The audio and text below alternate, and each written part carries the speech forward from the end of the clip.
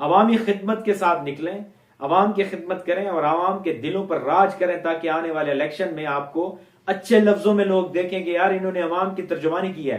आज देखें कि बिजली की क्या पोजीशन है डेस्मल खान के अंदर। आप निकलें रोडों पर, क्यों बिजली की ऊपर आपने खामोशी इख्तियार की हुई है।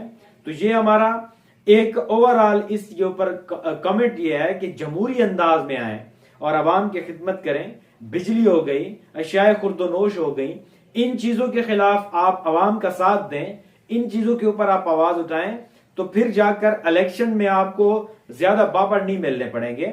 ये इस वक्त जो है मैं समझता हूं कि जमीयत उलमा इस्लाम जो है, आप खुद तो वो मरकजी उनकी जो क्यादत है पाकिस्तान तहरीक इंसाफ के साथ पैचअप करने के लिए जोर लगा रही है, और उधर जो है वो उनके साथ मिलकर लॉन्ग मार्च की तैयारियां कर रहे हैं और उस पर सोच कर रहे हैं।